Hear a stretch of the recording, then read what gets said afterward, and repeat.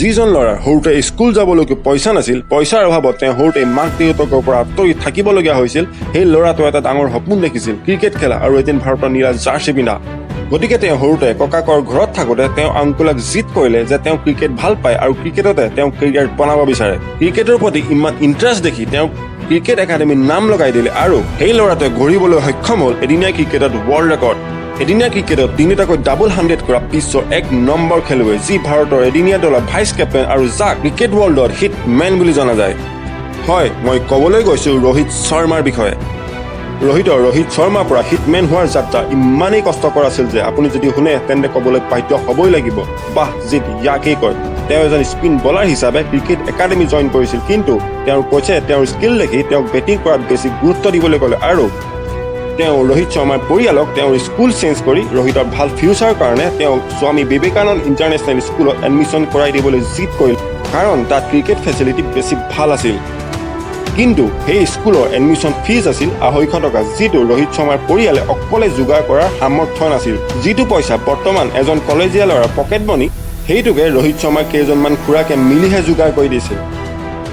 তেন্তে আপুনি এবাৰ ভাবি চাওক ৰোহিত শৰ্মা আৰু তেওঁৰ পৰিয়াল আৰ্থিকভাৱে কিমান দুৰ্বল আছিল। তেওঁ সকলোবোৰ কষ্ট অজুহাত পাহৰি ক্ৰিকেটৰ ওপৰত গুৰুত্ব দিলে আৰু দিন ৰাত এক কৰি বেটিং স্কিল ডেভেলপ কৰাত মনোযোগ দিলে।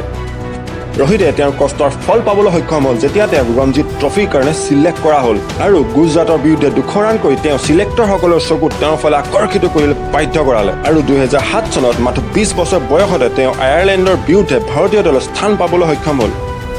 কিন্তু সেই মেচত তেওঁ বেটিং কৰাৰ সুবিধাই নাপালে, কিন্তু 2007 চনত T20 ৱৰ্ল্ড কাপত ছাউথ আফ্ৰিকাৰ বিৰুদ্ধে অৰ্ধশতক কৰি মেচখন জিকাবলৈ সক্ষম হ'ল আৰু মেন অৱ দ্য মেচৰ সন্মান বুটলিবলৈ সক্ষম হ'ল। কিন্তু তাৰ পাছত প্ৰায় 5 বছৰ তেওঁৰ দুৰ্বল ফৰ্মৰ কাৰণে তেওঁ বেছিভাগ সময় টীমৰ পৰা বাহিৰতে থাকিব লগা হৈছিল।